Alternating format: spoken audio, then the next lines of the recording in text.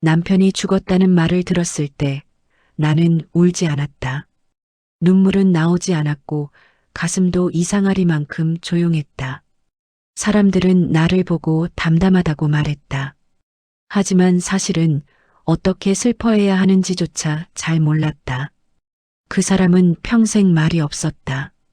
사랑한다는 말도 미안하다는 말도 끝내 한 번도 제대로 듣지 못했다. 병원에서 전화를 받고 택시를 탔을 때도 나는 멍하니 창밖만 바라봤다. 무슨 생각을 했는지도 기억나지 않는다. 그저 빗방울이 유리창을 타고 흘러내리는 걸 가만히 보고 있었다. 병실 문을 열었을 때 하얀 천이 덮인 침대가 보였다. 간호사가 조용히 말했다. 마지막 가시는 길 편안하셨습니다. 나는 고개를 끄덕였다. 그리고 천천히 천을 걷어냈다. 남편의 얼굴은 평온했다. 살아있을 때보다 더 편안해 보였다. 여보, 나는 낮게 불렀다. 대답은 없었다. 언제나 그랬듯이 장례식장은 조용했다. 흰 국화가 가지런히 놓여 있었고 검은 옷을 입은 사람들이 하나둘씩 들어와 고개를 숙였다. 고생 많으셨죠. 참 무뚝뚝했지만 속은 따뜻한 분이셨어요. 조문객들은 늘 비슷한 말을 남겼다. 나는 그 말들에 고개를 끄덕이며 속으로 생각했다. 정말 그랬을까? 나는 그 사람을 제대로 알고 있었을까? 남편과 나는 40년을 함께 살았다. 하지만 그 시간 동안 서로의 마음을 얼마나 알고 있었는지는 지금도 확신할 수 없다. 처음 만난 건 25살 때였다. 친구의 소개로 만난 첫 자리에서 그는 거의 말을 하지 않았다. 커피를 마시면서도 식사를 하면서도 고개만 끄덕였다.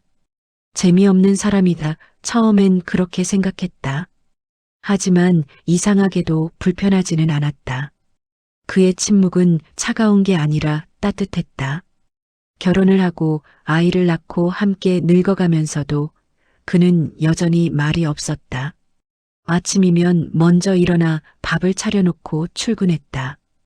퇴근하면 묵묵히 신문을 보거나 텔레비전 앞에 앉아 있었다. 나는 그에게 말을 걸곤 했다. 오늘 날씨 좋더라. 응. 아들 성적표 받아왔어. 응. 나 오늘 머리 잘랐는데 어때? 응. 늘 같은 대답이었다. 처음에는 화가 났다. 가끔은 눈물도 났다. 하지만 시간이 지나며 나는 그게 그 사람의 방식이라는 걸 받아들였다. 아니, 받아들인 게 아니라 포기한 건지도 모른다. 장례식 첫날 밤 사람들이 모두 돌아가고 빈소에 나 혼자 남았을 때도 눈물은 나오지 않았다. 사진 속 남편은 웃고 있었다. 살아있을 때보다 더 편안한 얼굴이었다. 여보, 나는 사진을 보며 조용히 불렀다. 당신은 나랑 살면서 행복했어? 대답은 없었다. 늘 그랬듯이 나는 빈 의자에 앉아 지난 시간들을 떠올렸다. 결혼 초 아이를 가졌다는 사실을 알았을 때 나는 기뻐서 바로 남편에게 전화했다. 여보, 우리 아기 생겼어. 전화기 너머로 잠시 침묵이 흘렀다. 그리고 짧게 한마디. 그래. 그뿐이었다. 나는 전화를 끊고 한참을 멍하니 앉아 있었다. 기쁘지 않은 걸까? 아니면 놀란 걸까?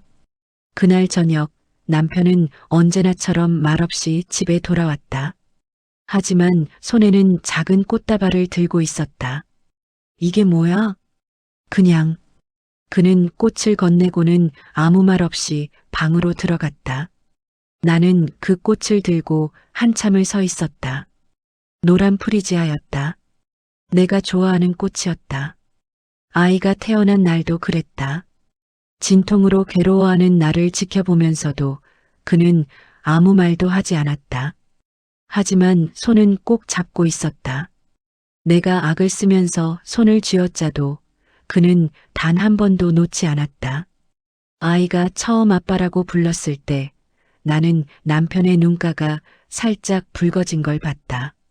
하지만 그는 아무 말도 하지 않았다. 그저 아이의 머리를 쓰다듬었을 뿐이었다. 아들이 초등학교에 입학하던 날 남편은 새벽부터 일어나 있었다. 왜 이렇게 일찍 일어났어? 물었지만 대답은 없었다. 아침을 먹고 나가려는데 남편이 작은 봉투를 아들에게 건넸다. 이게 뭐예요? 용돈. 아들이 봉투를 열어보니 10,000원짜리 지폐 5장이 들어 있었다. 초등학생에게는 큰 돈이었다. 이렇게 많이요? 내가 놀라서 물었지만 남편은 이미 신문을 펴들고 있었다. 나중에 안 사실이지만 남편은 그날 점심을 굶었다. 아들의 입학 용돈을 주려고 한 달 내내 점심값을 아낀 거였다. 아들이 초등학교 3학년 때였다. 그림 대회에서 상을 받았다. 집으로 달려와 상장을 흔들며 말했다. 엄마, 나 상 받았어. 나는 기뻐서 아들을 안아주었다. 그날 저녁 남편이 퇴근했을 때 아들은 또 자랑했다. 아빠, 나 상 받았어요. 남편은 상장을 한참 들여다보더니 고개를 끄덕였다. 그래, 그뿐이었다. 아들은 조금 실망한 표정을 지었다. 그런데 다음 날 아침 거실벽에 아들의 상장이 액자에 담겨 걸려 있었다. 이거 누가 한 거야? 물었더니 아들이 말했다. 아빠가 어젯밤에 혼자 하셨어요. 제가 자는 줄 알았나 봐요. 아들이 속삭였다. 엄마 아빠가 어젯밤에 문방구까지 다녀오셨대요. 제일 예쁜 액자 사려고요. 그날 아들은 학교에 가면서 계속 웃고 있었다. 나는 남편의 뒷모습을 보며 생각했다. 저 사람은 말은 안 하지만 자기 방식으로 사랑하고 있구나. 아들이 5학년 때는 축구를 시작했다. 매주 토요일 아침 경기가 있었다. 나는 집안일 때문에 자주 가지 못했지만 남편은 한 번도 빠지지 않고 갔다. 어느 날 아들의 축구 코치를 우연히 만났다. 아드님 아버지께서 참 열심히 오시더라고요. 매번 1시간 전에 오셔서 기다리시던데요. 나는 그날 밤 남편에게 물었다. 왜 1시간 일찍 가? 남편은 대답했다. 주차할 때 찾으려고. 하지만 나는 알았다. 주차 때문이 아니라 아들의 모습을 더 오래 보고 싶어서였다는 걸. 중학교 때였다. 아들이 친구들과 다퉈서 울면서 집에 온 적이 있었다. 나는 당황해서 어쩔 줄 몰랐다. 그때 남편이 아들의 방으로 들어갔다. 1시간쯤 지나 남편이 나왔을 때 아들은 눈물을 그쳤다. 뭐라고 한 거야? 물었지만 남편은 고개만 저었다. 다음 날 아들이 학교에 갈 때 남편은 아들의 어깨를 톡톡 두드렸다. 그게 전부였다. 하지만 아들은 그날 이후 한결 밝아졌다. 나는 그날 밤 아들에게 물었다. 아빠가 뭐라고 하셨어? 아들은 잠시 생각하더니 말했다. 친구들이 너를 싫어하는 게 아니라 내가 그들을 이해하지 못한 거라고 하셨어요. 그리고 먼저 손 내밀어 보라고 하셨어요. 그게 남편이 한 말이었다. 많지 않은 말이었지만 아들에게는 충분했던 것 같았다. 아들이 중학교 2학년 때 시험을 망쳤다고 울었다. 성적표를 받아들고 방에 들어가 나오지 않았다. 나는 문 앞에서 걱정했다. 남편은 아무 말 없이 일어나 아들 방으로 갔다. 30분쯤 후 남편이 나왔다. 손에는 아들의 성적표가 들려 있었다. 괜찮아? 물었더니 남편은 고개를 끄덕였다. 그날 밤 늦게 나는 아들 방 불빛이 켜진 걸 봤다. 살짝 문을 열어보니 아들이 책상 앞에 앉아 공부하고 있었다. 옆에는 남편이 앉아 있었다. 남편은 신문을 보는 척하고 있었지만 가끔 아들을 쳐다봤다. 아들이 하품을 하면 물을 가져다 주고 졸면 어깨를 툭 쳤다. 나는 조용히 문을 닫았다. 새벽 2시가 넘어서야. 남편이 침실로 들어왔다. 왜 이제 와? 물었지만 대답은 없었다. 남편은 그저 조용히 누웠다. 다음 날 아침 아들이 말했다. 엄마, 아빠가 어젯밤에 새벽까지 같이 있어 주셨어요. 저 혼자 공부하는 게 외로울까 봐요. 남편은 이미 출근한 후였다. 고등학교 입학을 앞두고 아들은 진로 때문에 고민했다. 공부를 할지, 운동을 계속할지. 축구를 좋아했지만 성적도 포기하고 싶지 않았다. 어느 날 저녁 아들이 남편에게 물었다. 아빠, 저 어떻게 하면 좋을까요? 남편은 한참을 생각하다가 말했다. 내가 하고 싶은 걸 해라. 아빠는 내가 하는 걸 다 응원한다. 그게 남편이 아들에게 한 가장 긴 말이었다. 아들은 그 말을 듣고 결정했다. 공부와 축구 둘 다 하겠다고. 쉽지 않은 선택이었지만 남편의 그 한마디가 아들에게는 큰 힘이 됐다. 고등학교 3년 동안 남편은 한 번도 아들에게 공부해라, 축구 그만둬라 같은 말을 하지 않았다. 그저 묵묵히 지켜봤다. 아들이 대학 입시를 망쳤다고 울었을 때도 남편은 아무 말 없이 아들의 등을 두드렸다.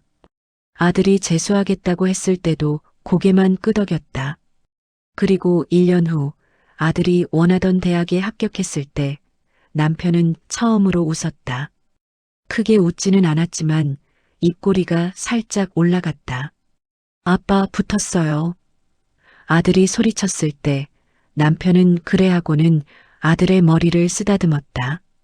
그날 밤 남편은 혼자 편의점에 갔다. 돌아올 때 손에는 작은 케이크와 음료수가 들려 있었다. 남편은 케이크에 초를 꽂고 불을 켰다. 그리고 아들에게 말했다. 축하한다. 아들은 그날 밤 처음으로 아빠 앞에서 눈물을 흘렸다. 기쁨의 눈물이었다. 남편은 어색하게 아들의 어깨를 토닥였다. 나는 부엌에서 그 모습을 지켜보며 생각했다. 저 사람은 말은 없지만 아들을 누구보다 사랑하는구나. 세월이 흘러 아들이 대학에 갔다. 집은 더 조용해졌다. 남편과 나 둘만 남았다. 아침을 먹을 때도 저녁을 먹을 때도 우리는 거의 말을 하지 않았다. 어느 날 저녁 나는 남편에게 물었다. 여보, 나랑 사는 거 괜찮아? 남편은 텔레비전을 보다가 고개를 돌렸다. 그리고 잠시 나를 바라보더니 말했다. 응, 그뿐이었다. 나는 더 묻지 않았다. 물어봐야 똑같은 대답만 들을 테니까. 어느 해 가을이었다. 나는 감기에 걸려 사흘 동안 누워 있었다. 남편은 늘 하던 대로 아침에 출근하고 저녁에 돌아왔다. 하지만 퇴근하고 돌아올 때마다 손에 무언가를 들고 있었다. 첫째 날은 약국 봉투였다. 감기약과 목캔디가 들어 있었다. 둘째 날은 과일이었다. 내가 좋아하는 배와 귤이었다. 셋째 날은 죽이었다. 따뜻한 전복죽이었다. 이거 사왔어. 그게 전부였다. 나는 죽을 먹으면서 눈물이 날 뻔했다. 하지만 참았다. 남편 앞에서 우는 건 괜히 그를 당황하게 만들 것 같았다. 그때도 나는 몰랐다. 남편이 점심시간마다 회사 근처 약국과 마트를 돌아다니며 내게 필요한 걸 찾았다는 걸. 동료들이 같이 밥 먹자고 해도 거절하고 혼자 다녔다는 걸. 나중에 남편의 친구에게 들은 이야기다. 그 사람 말로는 남편이 그때 점심을 거의 먹지 않았다고 했다. 편의점 삼각김밥 하나로 때우고 나머지 시간은 내게 줄 것들을 사러 다녔다고. 나는 그 이야기를 들었을 때도 남편에게 묻지 않았다. 물어봐도 그냥이라고만 할 게 뻔했으니까. 어느 겨울이었다. 보일러가 고장났다. 기사를 불러야 했지만 주말이라 연락이 안 됐다. 집안이 점점 추워졌다. 그날 밤 남편은 거실에 전기장판을 여러 개 깔았다. 그리고 이불을 여러 겹 덮어주었다. 한밤중에 깼을 때 남편이 보이지 않았다. 일어나 보니 남편은 거실 소파에 앉아 있었다. 손에는 휴대폰이 들려 있었고 화면에는 보일러 고장 수리 방법이 나와 있었다. 다음 날 아침 보일러가 작동했다. 어떻게 고친 거야? 놀라서 물었지만 남편은 별거 아니야 하고는 신문을 봤다. 또 다른 날 내가 허리를 다쳤다. 침대에서 일어나기도 힘들었다. 병원에 가야 했지만 움직일 수가 없었다. 남편은 그날 회사에 전화했다. 오늘 못 갑니다. 그리고는 하루 종일 집에 있었다. 나를 일으켜 세우고 화장실에 데려다 주고 밥을 먹여주었다. 저녁 때 남편은 인터넷으로 허리 스트레칭 방법을 찾아봤다. 그리고 조심스럽게 내 허리를 주물러 주었다. 서툴렀지만 정성스러웠다. 아파? 남편이 물었다. 처음으로 먼저 물어봤다. 나는 고개를 저었다. 괜찮아. 고마워. 일주일쯤 지나 허리가 나았을 때 집에 안마의자가 배달됐다. 이거 뭐야? 물었더니 남편이 말했다. 내가 쓰라고. 결혼기념일에도 남편은 말이 없었다. 20주년, 30주년 큰 날이었지만 남편은 늘 그랬듯이 출근하고 퇴근했다. 하지만 그날 저녁이면 남편은 작은 선물을 줬다. 꽃이거나 케이크거나 내가 좋아하는 과자였다. 말은 없었지만 잊지 않고 있었다. 30주년 되던 날 남편이 준 선물은 목걸이였다. 작고 소박한 것이었지만 내가 젊었을 때 갖고 싶어 했던 디자인이었다. 이거 어떻게 기억했어? 물었지만 남편은 그냥 하고는 목걸이를 내 목에 걸어주었다. 예뻐? 물었더니 남편이 고개를 끄덕였다. 그리고 한마디 더 했다. 원래 예뻐. 다음 날 장례식이 거의 끝나갈 무렵 낯익은 얼굴 하나가 들어왔다. 남편의 오래된 친구였다. 젊었을 때 함께 공장에서 일했고 퇴직 후에도 가끔 연락을 주고받던 사람. 그는 내 앞에 서서 한참을 말없이 서 있다가 작은 봉투 하나를 내밀었다. 이걸 드리라고 하더군요. 나는 봉투를 받았다. 이름도 날짜도 적혀 있지 않은 누렇게 바랜 봉투였다. 그 사람이요. 그가 낮은 목소리로 말을 이었다. 혹시 무슨 일 생기면 꼭 이걸 전해달라고 했습니다. 그날 밤 집으로 돌아와 나는 그 봉투를 한참 동안 바라보다가 조심스럽게 열었다. 안에는 접힌 종이 몇 장이 들어 있었다. 남편의 글씨였다. 투박하고 삐뚤삐뚤한 늘 메모지에 숫자만 적던 그 글씨. 첫 줄을 읽는 순간 가슴이 멈추는 것 같았다. 당신이 이걸 읽고 있다면 나는 이미 당신 곁에 없겠지. 말로는 끝내 못했지만 꼭 남기고 싶어서 이렇게 적어. 나는 종이를 꼭 쥐었다. 손이 조금 떨렸다. 40년 동안 당신이 해준 밥 한 번도 당연하게 생각한 적 없어. 매일 아침 새벽같이 일어나 부엌에 서 있던 당신. 고맙다는 말 왜 그렇게 입 밖으로 안 나왔을까? 나는 그 문장에서 멈췄다. 눈앞이 흐려졌다. 당신이 음식 태웠던 날 기억나? 울면서 미안하다고 하던 당신이 너무 예뻤어. 그날 정말 행복했어. 당신이 나를 위해 애쓰는 모습이 기억났다. 첫 번째 생일상을 차리려다 미역국을 태운 날. 아들 낳던 날 당신 손을 꼭 잡고 생각했어. 이 손 절대 놓으면 안 되겠다고. 평생 지켜야겠다고. 눈물이 떨어졌다. 종이에 얼룩이 졌다. 말이 없어서 서운했지? 알고 있었어. 하지만 어떻게 말해야 할지 몰랐어. 사랑한다는 말 입에 잘 안 붙더라. 창피하고 쑥스러워서. 대신 당신 감기 안 걸리게 창문 닫아주고 넘어지지 않게 계단 고치고 그게 내가 할 수 있는 전부였어. 나는 그때 떠올렸다. 언제부터인가 잠들기 전에 창문이 늘 닫혀 있었던 것을, 현관 앞 계단에 고무 패드가 붙어 있었던 것을, 당신 허리 아플 때 안마기 샀어. 한 달 용돈 다 모아서. 경품이라고 거짓말해서 미안해. 당신이 부담스러워할까봐 그랬어. 당신이 드라마 보면서 울 때 신문 보는 척 했지만 사실은 당신 보고 있었어. 위로해주고 싶었는데 방법을 몰랐어. 그냥 옆에 있는 게 전부였어. 나는 손으로 얼굴을 가렸다. 눈물이 양볼을 타고 흘러내렸다. 무릎 아프다고 했을 때 병원에서 운동 필요하다는 말 들었어. 그래서 산책하자고 했어. 매일 저녁. 당신이랑 같이 걷는 시간 참 좋았어.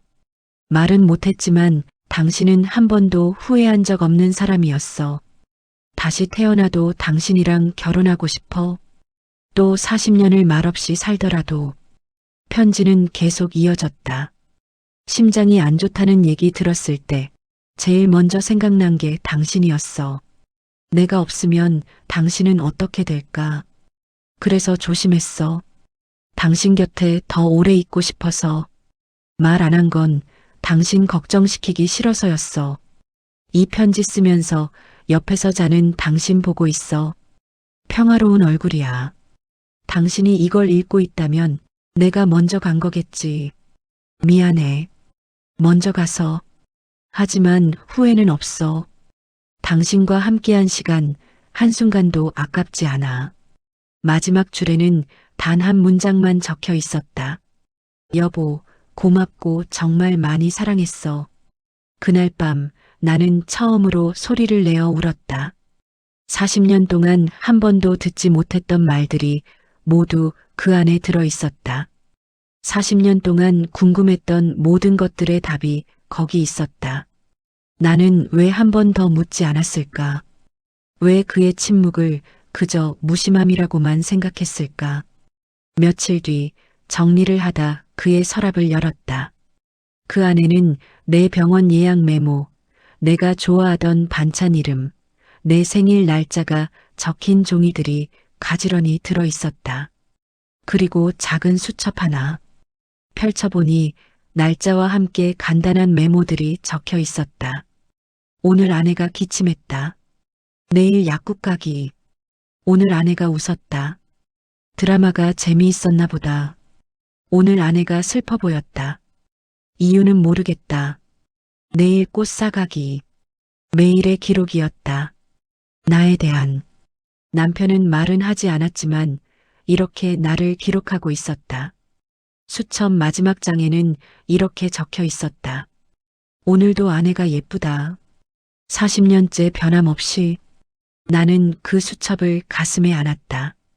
그리고 한참을 울었다. 사진 속 남편을 다시 바라보며 나는 조용히 말했다.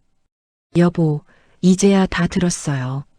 당신 말이 없었던 이유도, 당신 방식의 사랑도. 조금 늦었지만 그래도 고마워요. 그리고 미안해요. 나도 표현을 잘 못했네요. 나도 당신을 사랑했어요. 40년 내내. 지금도. 나는 남편의 사진을 쓰다듬었다.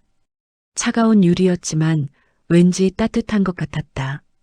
당신이 매일 아침 먼저 일어난 이유, 이제 알았어요. 당신이 늘 조용히 있었던 이유도. 말로 하지 않아도 당신은 늘 나한테 말하고 있었던 거죠. 나는 방 안을 둘러봤다.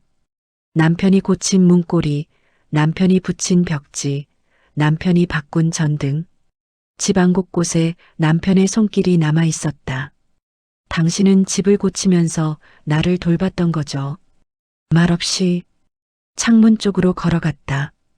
창문 손잡이가 새 것으로 바뀌어 있었다. 언제 바꿨는지도 몰랐다. 이것도 당신이 한 거죠? 대답은 없었다. 하지만 알 것 같았다. 내가 손잡이가 뻑뻑하다고 한마디 했을 때 남편이 바로 바꿨을 것이다. 부엌으로 갔다. 싱크대 및 수납장을 열어봤다. 거기에는 남편이 모아둔 공구들이 있었다. 드라이버, 망치, 펜치, 모두 사용한 흔적이 있었다.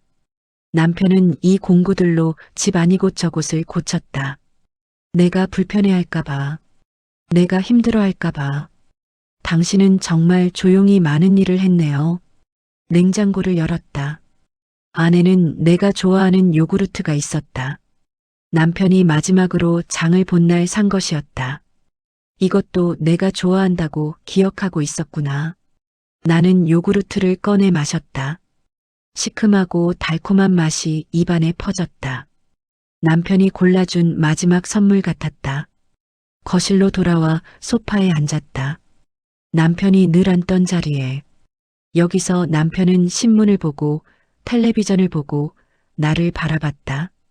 당신은 여기 앉아서 나를 많이 봤죠? 내가 모르는 사이에 소파 옆 서랍을 열었다. 안에는 남편의 안경과 리모컨, 그리고 작은 수첩이 있었다. 수첩을 펼쳤다. 거기에는 남편의 메모들이 빼곡했다. 아내 좋아하는 드라마 목요일 저녁 8시, 아내 생일 3월 15일, 꽃 미리 주문, 아내 병원 검진일, 다음 주 화요일 같이 가기. 하나하나 읽으면서 눈물이 났다. 남편은 이렇게 나를 기록하고 있었다. 마지막 페이지에는 이렇게 적혀 있었다. 아내에게 꼭 하고 싶은 말, 고맙고 사랑한다. 언젠가는 꼭 말할 것. 나는 수첩을 가슴에 안았다. 당신은 이 말을 하려고 했던 거죠. 언젠가는. 하지만 시간이 없었죠. 미안해요. 나라도 먼저 물어볼 걸 그랬어요. 방으로 가서 옷장을 열었다. 남편의 옷들이 가지런히 걸려 있었다. 나는 남편이 자주 입던 셔츠를 꺼내 얼굴에 댔다. 남편의 냄새가 났다. 당신 냄새가 아직 남아있어요. 서랍을 열어봤다. 양말, 속옷, 그리고 작은 상자 하나. 상자를 열자 편지 봉투 몇 개가 나왔다. 모두 내가 옛날에 남편에게 쓴 편지들이었다. 연애할 때, 결혼 초기에, 아이를 가졌을 때. 나는 그 편지들을 다 버린 줄 알았는데 남편이 고이 간직하고 있었다. 편지들을 하나하나 펼쳐봤다. 누렇게 바랜 종이에 내 젊은 시절 글씨가 있었다. 여보, 오늘 당신 생각 많이 했어요. 사랑해요. 여보, 우리 아기가 뱃속에서 움직여요. 빨리 보고 싶어요. 여보, 오늘 힘든 일 있었죠? 괜찮아요. 내가 있잖아요. 나는 내가 쓴 편지를 읽으며 울었다. 나도 옛날에는 이렇게 표현했었구나. 언제부터 말을 아끼게 됐을까? 남편은 이 편지들을 보며 위로받았을까? 힘들 때마다 꺼내 읽었을까? 당신도 외로웠죠. 나도 말을 안 해서. 침대에 누웠다. 남편이 누웠던 자리에. 베개에서 남편의 냄새가 났다. 여보, 이제는 좀 쉬어요. 평생 고생했잖아요. 나를 위해, 아들을 위해, 가족을 위해. 한 번도 당신 자신을 위한 적 없이. 이제는 편히 쉬어요. 나는 괜찮아요. 이제는 알았으니까. 당신의 사랑을. 집안은 여전히 조용했지만 그날만큼은 그의 목소리가 들리는 것 같았다.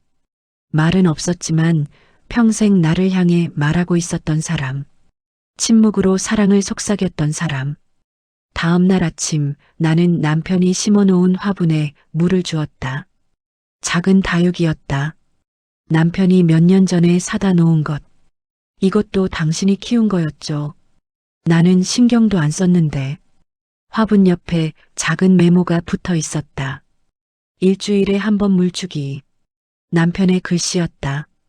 나를 위한 메모였다. 혹시 자기가 없을 때 내가 화분을 돌볼 수 있도록. 나는 천천히 불을 끄고 잠자리에 들었다.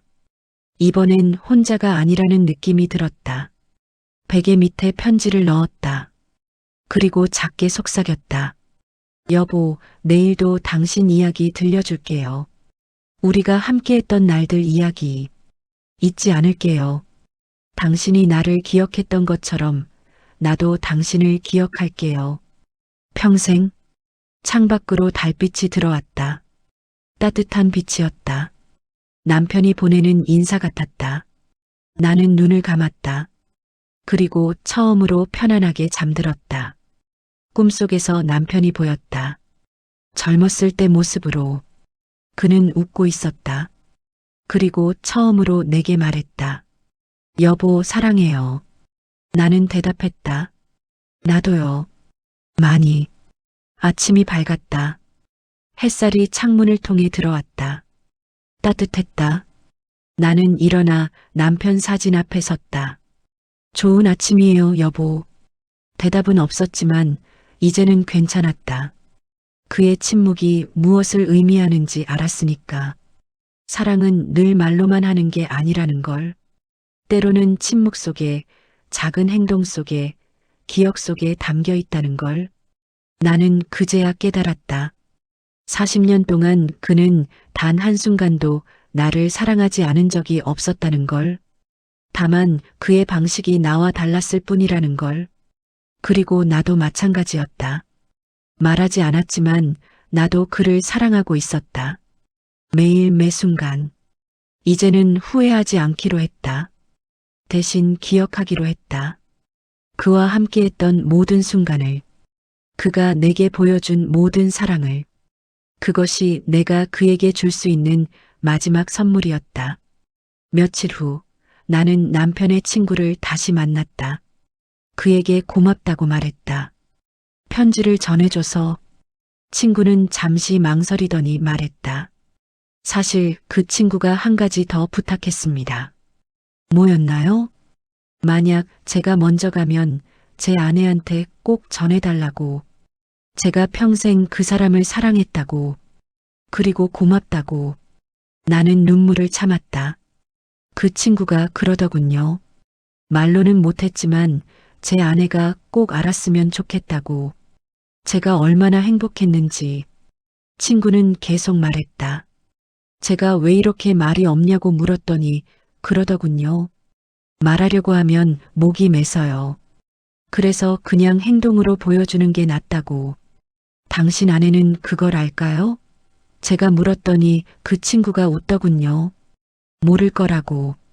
하지만 언젠가는 알겠죠 라고 하더라고요. 나는 고개를 숙였다. 눈물이 떨어졌다. 이제는 압니다. 다 알았어요.